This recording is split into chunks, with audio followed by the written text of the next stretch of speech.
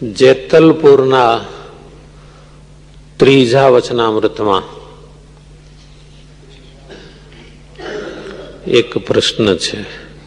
આ વચનામૃત વાડીનું છે.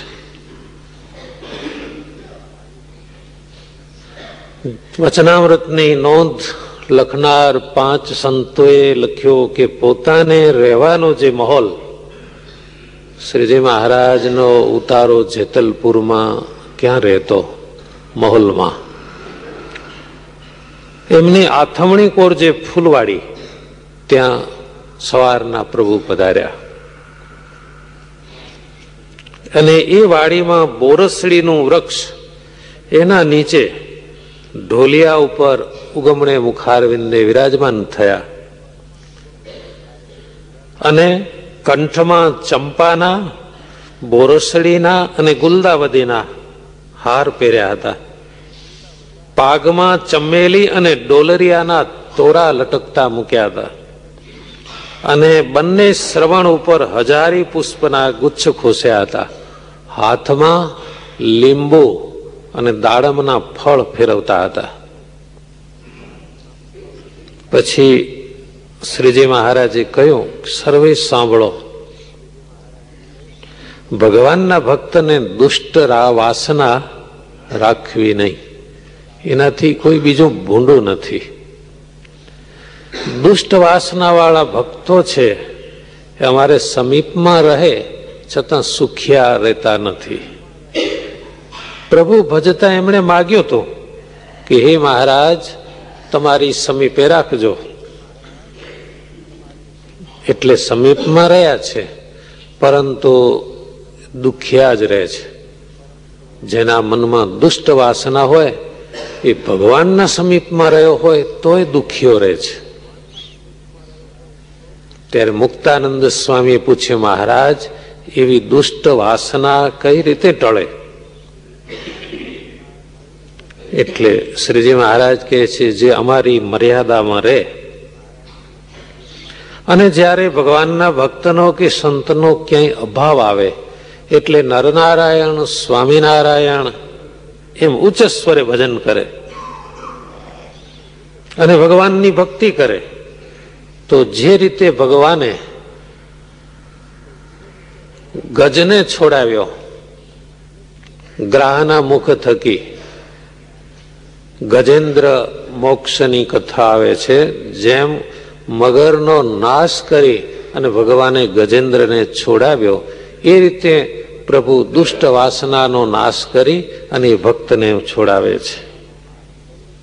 બીજી વાત, પંચવર્તમાનની જે ધર્મ મર્યાદા, એનું જાણીને ઉલ્લંઘન કરવું નહીં. અજાણતા ક્યાંય ઉલ્લંઘન થાય તો એનું પ્રાયશ્ચિત કરવું. ભગવાન ગમે તેવા ચરિત્ર કરતા હોય પણ એનો અભાવ ના આવે. અને કેટલાક તો એવા છે, મેં મહારાજને બહુ ભજ્યા, ઘણી સેવા કરી, પણ અમને બોલાવતા નથી, બીજાને તો બહુ બોલાવે છે. તો આપણે ઘેર બેઠા જ પ્રભુ ભજશું, આવો અભાવ લે છે. એ દાડે તો ખબર નહીં આવા વિચાર વાળા હોય કે ન હોય, પણ કદાચ આ ભવિષ્યવાણી હશે. કઈ નહીં, આપણે ઘેર બેઠા ભજન કરશું. ત્યાં મંદિર ઉપર થોડી છાપ મારી છે એવું કદાચ અત્યારે મનમાં થઈ જાય, એમ અવગુણ લે છે. ત્યારે અમે જો એમ ધારીએ કે અમારે ને જીવને શું, તો એનું કોઈ ઠેકાણું ના રહે. અમારો તો સ્વભાવ ગુણ ગ્રાહક છે. અને જેને આવો અવગુણ આવતો હોય ને, એને કેવો વિચાર કરવો, હું સત્સંગમાં આવ્યા પહેલા કેવો હતો. કેટલો આ સુંદર વિચાર છે. હું સત્સંગ મોર કેવો હતો. જન્મ, મરણ, કાળ, કર્મ ને 84માં રખડું એવો હતો. મને નિર્ભય કીધો, રૂડા ગુણ આપીને મોટો કીધો. તું મોટો થયો, 5-25 માણસો આદર આપવા લાગ્યા, એવા રૂડા ગુણ ક્યાંથી આવ્યા? ભગવાને આપ્યા છે. રૂડા ગુણ આપીને મોટો કીધો, એનો હું અભાવ કેમ લઉં? એમ વિચારીને અભાવ ન લે તે સુખ્યો થાય છે. અને આ દેહે કરીને તો ભગવાનનું જ ગમતું કરવું છે, એથી બીજી મોટી કોઈ વાત નથી. અને એનું નામ જ ભક્તિ. જે ગમતું કરે એનું જ નામ ભક્તિ છે. અને એવી ભક્તિથી જ ભગવાનની પ્રાપ્તિ થાય છે. અને યાદ રાખજો, માન, ઈર્ષા, કામ, ક્રોધ ને લોભ એ કલ્યાણના વિરોધી છે. એમાં પણ માન છે ને એ ભૂંડામાં ભૂંડું છે. જુઓ ને, બીજા કોઈ વર્તમાનમાં થોડી કાચપ હોય તો નભ્યો જાય છે, માનવાળા તો નભી જ શકતા નથી. માટે એ નિર્માણ વર્તમાનમાં ક્યારે પણ ક્ષતિ આવવા દેશો નહીં.